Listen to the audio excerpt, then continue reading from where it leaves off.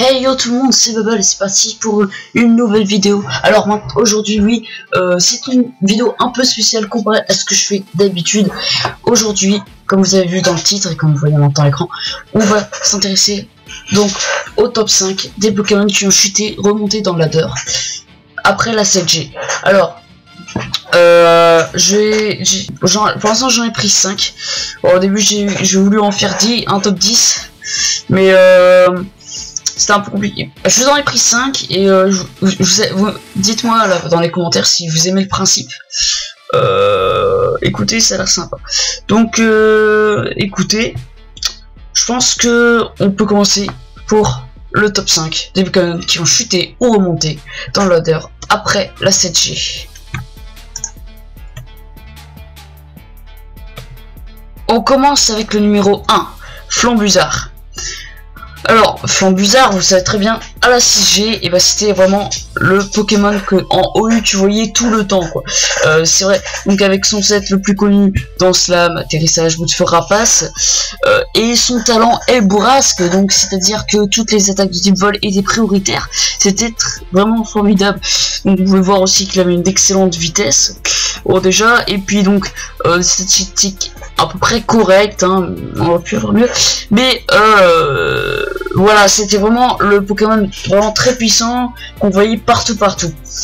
Et ce qui s'est passé, c'est que il est passé de l'overuse au rarely use, donc il est passé borderline, underuse à rarely use, donc vous voyez comme ça. Alors qu'est-ce qui s'est passé après la 7G? Eh bien je vais vous le dire. Le problème c'est que à la 7G, eh bien Flambuzarre a perdu, enfin son talent El Bourrasque a été modifié. En fait, son talent El Bourrasque ne s'activait seulement si CPV était au maximum. Donc ça veut dire s'il y a d'Entry Hazard, donc comme les pièges de roc, eh bien son talent est annulé, vu que tu envoies sur le terrain, il perd de la vie, donc son talent est annulé. Vous voyez, c'est même pas la moitié de la vie, c'est vraiment au partir du moment où on perd un PV, c'est foutu. Pareil, imaginons qu'il n'y a pas les PDR. Bon, bah alors vous attaquez, soit bout de feu, soit rapace. Et bah vous faites l'attaque, plus et les dégâts de recul, vous perdez de la vie, donc ça ne marche plus. Alors après vous pouvez toujours essayer l'atterrissage pour essayer de regagner de la vie, mais bon, hein, voilà. Donc voilà, c'est pour ça qu'il est plus utilisé. Aussi, le problème, donc en overuse, c'est qu'il y avait beaucoup de Pokémon roche. Forcément c'est handicapé, en underuse, il y avait Megacar Chakra qui pouvait le contrer par exemple, hein. Donc il est balayé en rarely use, en espérant qu'il ira pas plus bas. Et on passe avec le numéro 2, Béquipant. Et oui, Béquipant, et on s'attendait pas à ça, mais il est quand même passé du PU au overuse. Ce Poké il est comme ça, il passe 3 tiers d'un coup. Et non mais quand même, hein, on se demande pourquoi.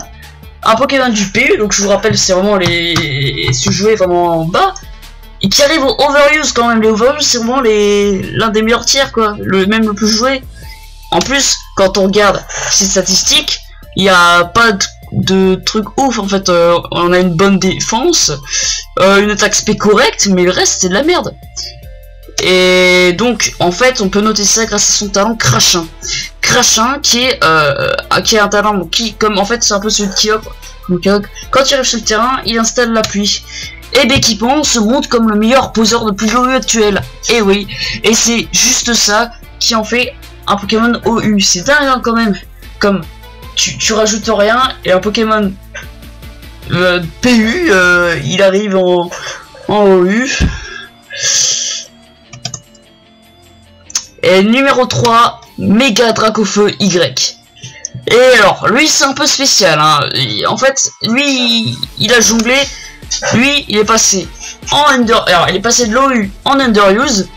Et ensuite il a remonté en OU. Alors qu'est-ce que c'est que ce bazar? Eh bien, le problème c'est que en 7G, en OU, il arrivait beaucoup de Pokémon roche. Donc ça craignait en fait. Du coup il est allé en underuse. Mais le truc c'est que le Poké il défonçait tout le tiers, hein. Regardez-moi ces statistiques: 159 en attaque SP, 115 en défense P, 100 de vitesse, 104 attaques, une PV de défense correcte. Donc c'était vraiment un monstre, il faisait tout le tir. Alors, je vous dis, les joueurs se faisaient plaisir, hein. Prenez Mega Dracofeu Y dans leur équipe, et voilà, hein, ils en profitaient pour monter dans le ladder, hein.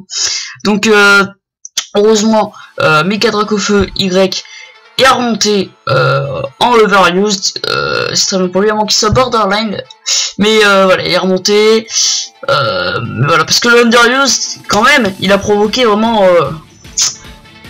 c'était vraiment la merde, hein, en UU. Numéro 4, Méga Dardarnian.